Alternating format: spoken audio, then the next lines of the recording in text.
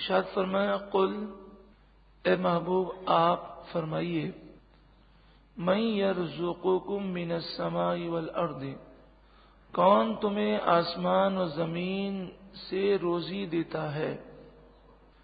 ام من یملک السمع والابصار، یا کون مالک ہے کان کا اور آنکھوں کا؟ ومن یخرج الحی من المیت، اور کون نکالتا ہے زندہ کو مردہ سے؟ یخرج المیت من الحی، اور کون نکالتا ہے مردہ کو زندہ سے؟ ومن یدبر الامر، اور کون تمام کاموں کی تدبیر فرماتا ہے، فیصلہ فرماتا ہے؟ فسیقولون اللہ، تو عنقریب وہ کہیں گے یہ سب کام اللہ کرتا ہے۔ فقل افلا تتقون، تو آپ فرمائیے کیا تم ڈرتے نہیں ہو؟ فذلکم اللہ ربکم الحق، تو یہ اللہ کی شان ہے، یہ ہے اللہ رب العالمین جو تمہارا سچا رب ہے۔ فماذا بعد الحق الا الضلال، ماذا مانے کیا، بعد الحق حق کے بعد، حق کے بعد کیا ہے؟ الا الضلال مگر گمراہی، یعنی حق کو چھوڑنے کے بعد انسان گمراہ ہو جاتا ہے۔ فَأَنَّا تُصْرَفُونَ، تو پھر کہاں پھیرے جاتے ہو؟ کذالک، اسی طرح، حقت کلمۃ ربک علی الذین فسقوا، فاسقوں پر تمہارے رب کی بات پوری ہو گئی۔ انہم لا یؤمنون، بے شک وہ ایمان نہیں لائیں گے، یعنی بات پوری ہوئی سے مراد یہ ہے کہ فاسق لوگ جہنم میں جائیں گے اور ان لوگوں سے اللہ جہنم کو بھر دے گا، تو جہنم کو بھرنے والی بات پوری ہو گئی۔ لیکن کن لوگوں پر پوری ہوئی؟ جو فاسق ہیں، نافرمان ہیں۔ قل، اے محبوب آپ فرمائیے، حل من شرکائکم، کیا تمہارے جھوٹے خداؤں میں سے کوئی ہے؟ من یبدأ الخلق، جو پہلی مرتبہ مخلوق کو پیدا کرتا ہو، ثم یعیدہ، پھر مٹانے کے بعد دوبارہ انہیں بنا سکے؟ قل اللہ، اے محبوب آپ فرمائیے یہ سب کام اللہ کرتا ہے۔ یبدأ الخلق ثم یعیدہ، وہ مخلوق کو پہلی مرتبہ پیدا فرماتا ہے، پھر فنا کرنے کے بعد اسے دوبارہ پیدا فرمائے گا۔ فَأَنَّا تُؤْفَكُونَ، تو تم کہاں اوندھے جاتے ہو؟ ان آیات میں مشرکین مکہ کی نفسیات کے مطابق گفتگو کی جا رہی ہے اور انہیں سمجھایا جا رہا ہے کہ مشرکین مکہ وہ یہ عقیدہ رکھتے تھے کہ بڑے بڑے کام اللہ کرتا ہے اور چھوٹے چھوٹے کام یہ ہمارے بت کرتے ہیں۔ پھر ان بتوں کو وہ خدا بھی سمجھتے تھے۔ اصل بات یہ ہے کہ انہیں خود بھی عقائد کی سمجھ نہ تھی، کیونکہ باقاعدہ کوئی مذہب کی صورت میں ان کا عقیدہ نہ تھا، بلکہ من گھڑت خیالات پر اور سنی سنائی باتوں پر انہوں نے اپنے دین کی بنیاد رکھے تھے۔ یعنی اگر آج بھی آپ کسی ہندو سے گفتگو کر رہے ہیں تو کبھی وہ کیا کہہ رہا ہوگا، کبھی کیا کہہ رہا ہوگا، کوئی اس کا نہ سر ہے نہ پاؤں ہے، کیونکہ باقاعدہ ان کا نسل در نسل چلنے والا کوئی مذہب نہیں ہے، بلکہ ان کا اپنا بنایا ہوا مذہب ہے۔ تو اسی طرح مشرکین مکہ کا حال تھا، وہ کہتے تھے کہ آسمان اور زمین سے روزی اللہ دیتا ہے، کان اور آنکھ کا مالک اللہ ہے، زندہ کو مردہ سے اور مردہ کو زندہ سے اللہ نکالتا ہے۔ زندہ کو مردہ سے، اس سے مراد یہ جیسے انڈا جو ہے وہ بظاہر مردہ ہے، اس سے چوزا پیدا ہوتا ہے، اس میں زندگی ہے، اور مردہ کو زندہ سے تو جیسے مرغی زندہ ہے اس سے انڈا نکلتا ہے جو بظاہر مردہ ہے۔ تمام کاموں کی تدبیر اللہ فرماتا ہے۔ تو یہ ساری باتیں وہ مانتے تھے، اور بعض باتیں وہ نہیں مانتے تھے، جیسے وہ اس بات کو نہیں مانتے تھے کہ اللہ تعالیٰ دوبارہ قیامت کے دن سب کو زندہ کرے گا۔ پھر بھی ان سے پوچھا گیا کہ کوئی ایسا تمہارا بت ہے، کوئی ایسا خدا ہے جھوٹا کہ جو ساری کائنات کو ایک دفعہ بنائے اور پھر دوبارہ اس کو فنا کرنے کے بعد دوبارہ زندہ کر سکے؟ تو یہ سارے سوالات انہیں جھنجھوڑنے کے لیے تھے۔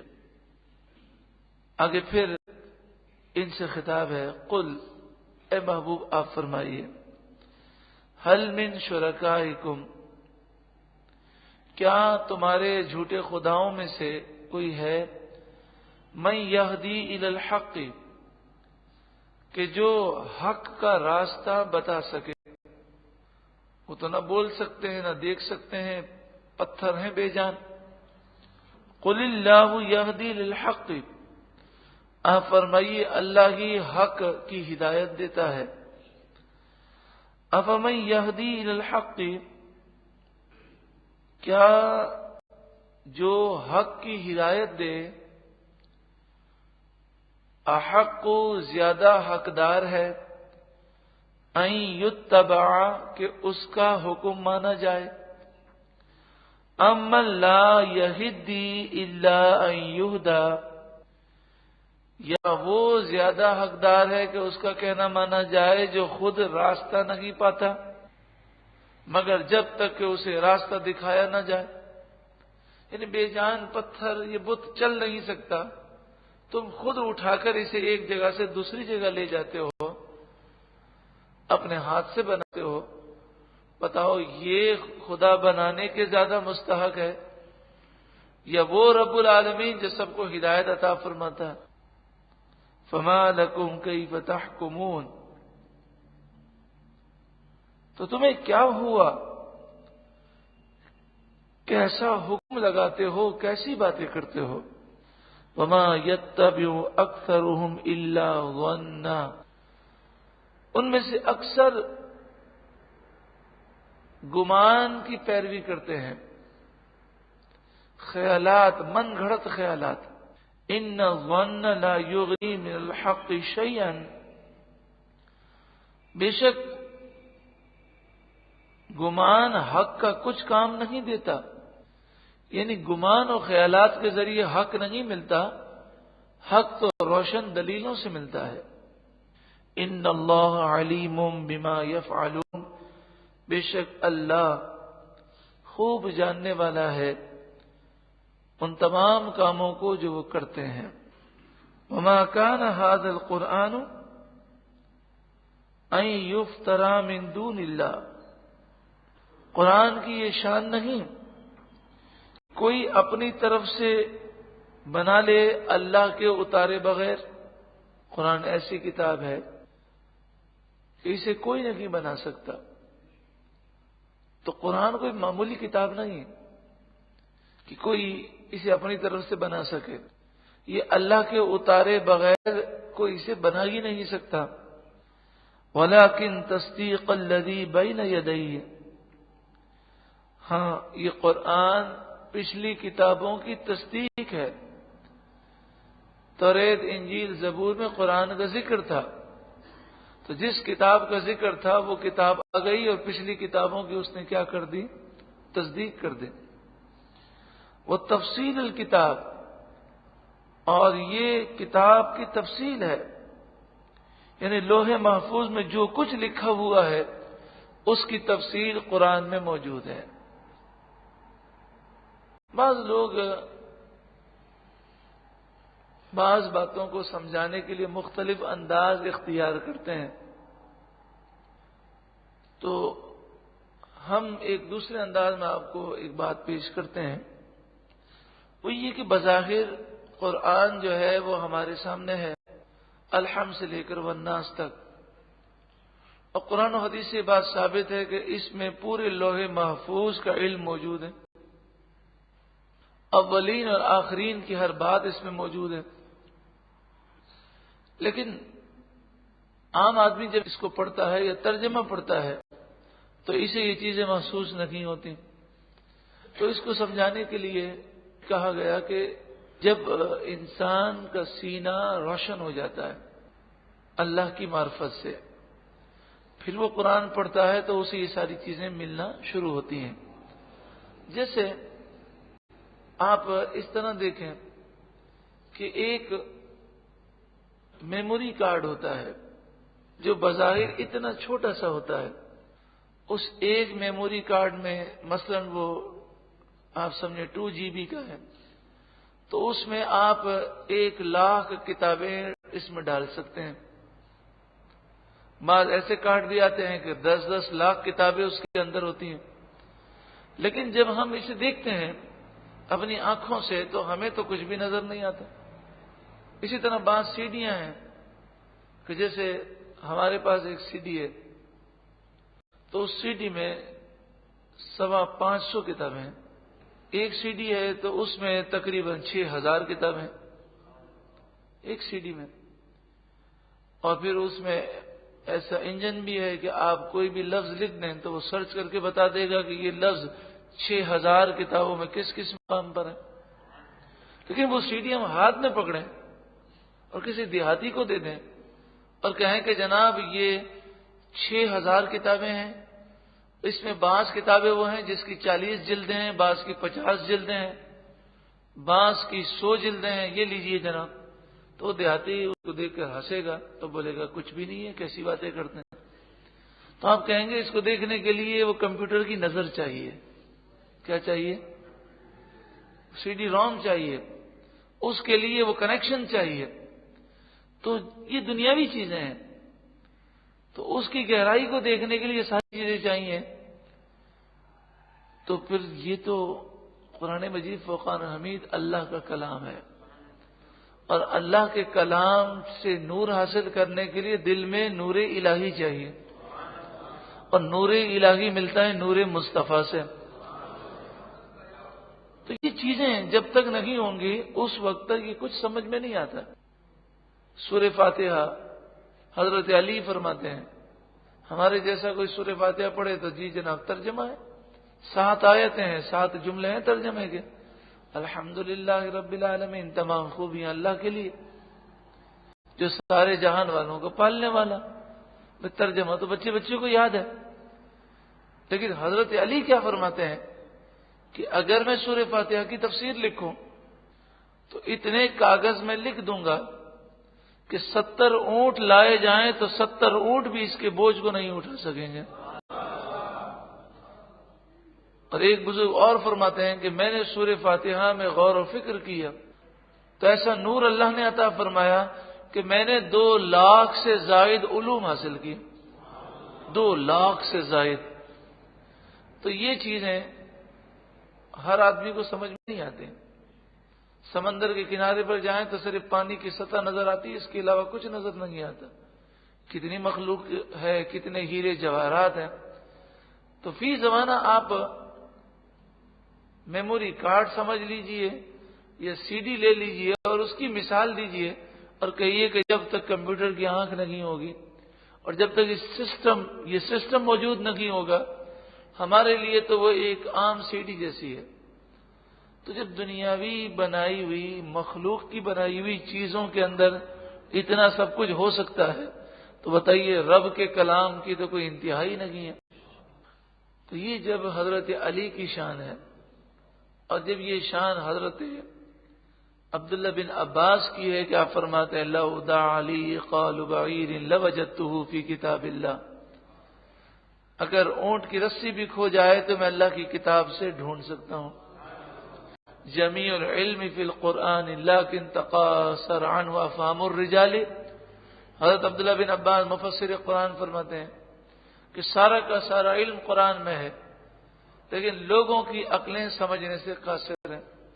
حضرت عبداللہ بن عباس کو یہ قرآن پر مہارت کیسے ملی کہ تہجد کے وقت چھوٹے سے منع ہیں اور حضور صلی اللہ علیہ وآلہ وسلم کے پیچھے کھڑے ہو جاتے ہیں نماز تہجد پڑھنے کے لیے.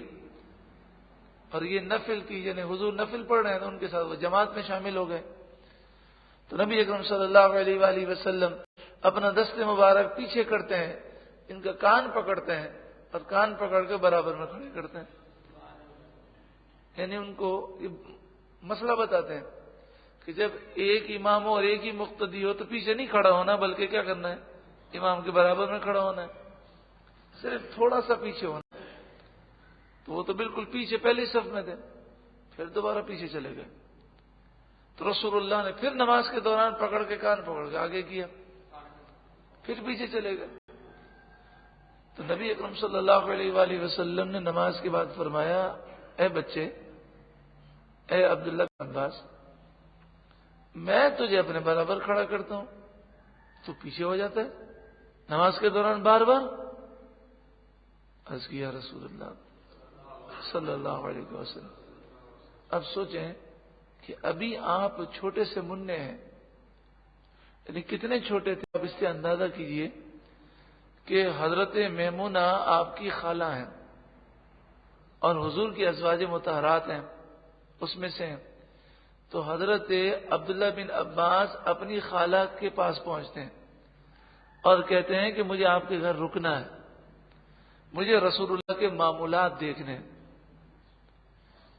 تو حضرت میمونہ کہتے ٹھیک ہے رک جائیے, فلاں دن جو ہے وہ باری ہے, رسول اللہ تشریف لائیں گے تو آپ اس دن آ جائیے گا. تو وہ رات ہونے سے پہلے پہنچ گئے.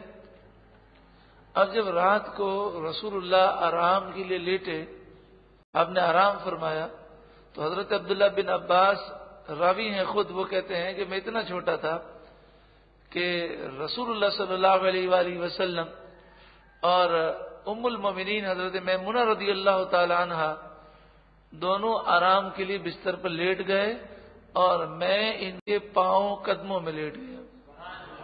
چھوٹے بچے ہوتے ہیں تو ہم اپنے قدموں میں, اگر جگہ نہیں ہوتی تو قدموں میں لیٹا دیتے ہیں. تو میں حضرت میمونہ اور حضور کے قدموں کے درمیان لیٹ گیا.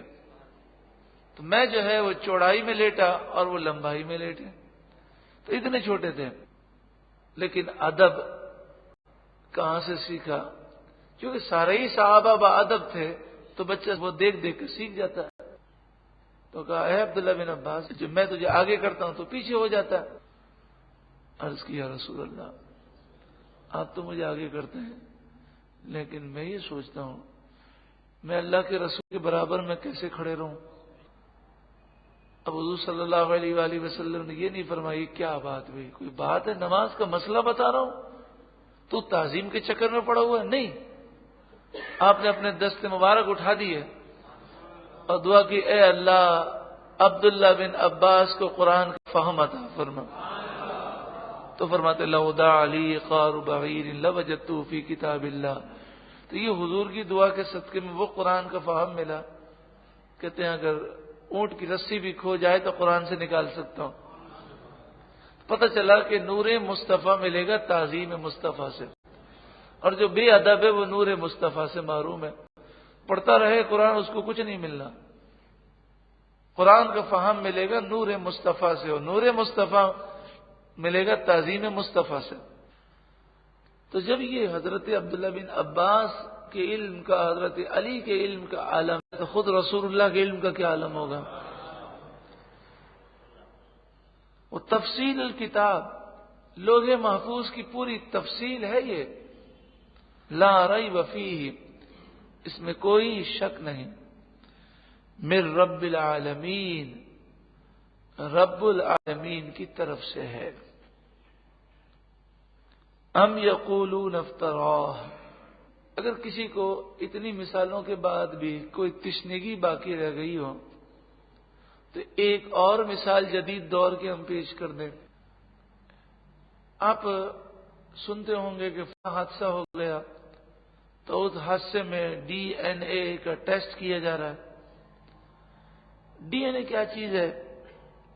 انسان کا جو جسم ہے وہ کئی اجزاء پر موجود ہے اور ہر جز میں کئی سیل ہیں. یوں سمجھیے کہ ایک تھوڑی سی ہم اپنی کھال یا اپنا خون کا ایک قطرہ اگر رکھیں تو اس میں سینکڑوں یا ہزاروں سیلز ہوں گے اور سیل کا حصہ ہے ڈی این اے. یہ ہاتھ میرا یہاں پر زمین پر لگ رہا ہے یا اس پر میز پر لگ رہا ہے تو ہاتھ کے لگنے سے ہزاروں ڈی این اے یہاں پر لگ رہے ہیں اور یہ ڈی این اے یہاں سے غائب نہیں ہوتے. اگر 50 سال کے بعد بھی کوئی یہاں سے یہ چیک کرنا چاہے کہ آصف یہاں پر بیٹھا تھا کہ نہیں تو وہ چیک کر سکتا ہے. ڈی این اے کی ایک پوری سائنس ہے. اب اگر کسی کا بھی ڈی این اے حاصل کر لیا جائے اور اسے پڑھا جائے کھول کر اور کھولنے کی وہ کوششوں میں لگے ہیں لیکن مکمل طور پر وہ کامیاب نہیں ہوئے تو یہ آپ کو پوری رپورٹ بتائے گا کہ پوری زندگی میں اسے فلاں فلاں بیماریاں لگی ہیں, اتنی دفعہ بخار ہوا ہے, اتنی دفعہ یہ ہوا ہے, اتنی دفعہ یہ ہوا ہے, اس کی عمر اتنی ہے, اس کا رنگ اتنا ہے, اس کا رنگ ایسا ہے, یہ فلاں نسل سے تعلق رکھتا ہے. یہ اتنا باریک سا ذرہ کہ جو بڑی سے بڑی خوردبین سے بڑی مشکل سے نظر آتا ہے وہ ساری رپورٹ کر دیتا ہے اور مستقبل کی بھی رپورٹ کا اندازہ پیش کرتا ہے کہ یہ شخص طبعی طور پر فلاں فلاں بیماریوں کا شکار ہو سکتا ہے. بتائیے, ہمیں تو کچھ نظر نہیں آتا.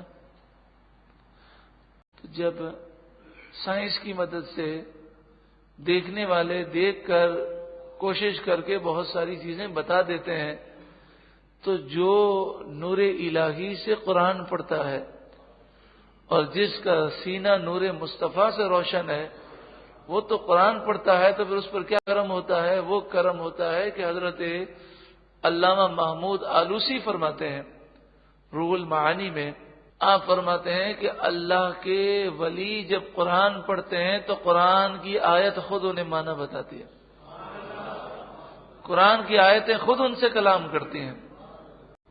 یہ کرم کس پر ہوتا ہے؟ جس کا تعلق اللہ اور اس کے رسول سے ہے. وہ تفصیل الکتاب, یہ لوح محفوظ میں جو کچھ لکھا ہے اس کی یہ تفسیر ہے قرآن. لا ریب فیہ, اس میں کوئی شک نہیں, من رب العالمین, رب العالمین کی طرف سے ہے. ام یقولون افتراہ, کیا وہ کہتے ہیں کہ اس نبی نے خود بنا لیا اس قرآن کو؟ قل, اے محبوب آپ فرمائیے, فأتوا بسورۃ مثلہ, اس جیسی ایک سورت بنا کے دکھاؤ. اور تم تو کہتے ہو اس نبی نے اکیلے بنایا. وَادْعُوا مَنِ اسْتَطَعْتُم مِّن دُونِ اللَّهِ إِن كُنتُمْ صَادِقِينَ,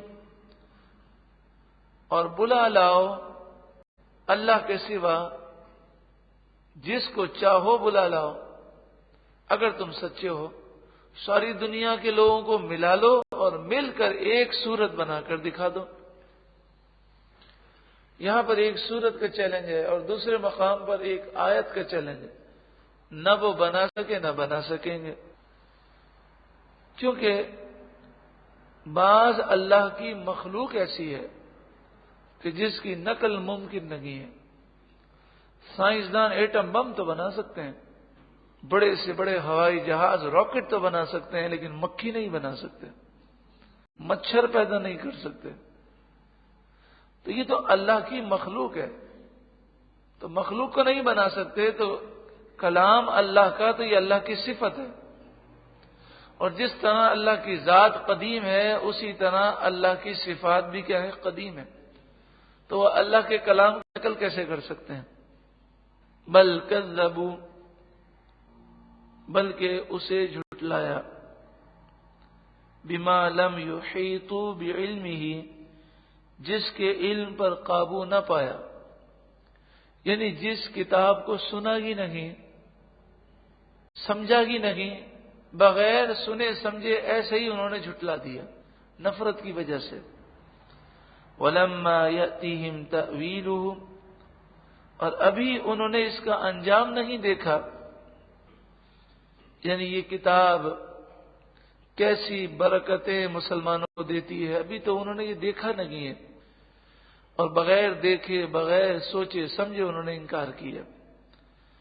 کذالک، اسی طرح، کذب الذین من قبلہم، ان سے پہلے لوگوں نے بھی جھٹلایا۔ فانظر کیف کان عاقبۃ الظالمین، تو دیکھو ظالموں کا کیسا انجام ہوا۔ ومنہم من یؤمن بہ، اور ان میں سے کوئی اس پر ایمان لاتا ہے۔ ومنہم من لا یؤمن بہ، اور ان میں سے کوئی اس پر ایمان نہیں لاتا۔ وَرَبُّكَ أَعْلَمُ بِالْمُفْسِدِينَ، اور تمہارا رب فساد کرنے والوں کو خوب جانتا ہے۔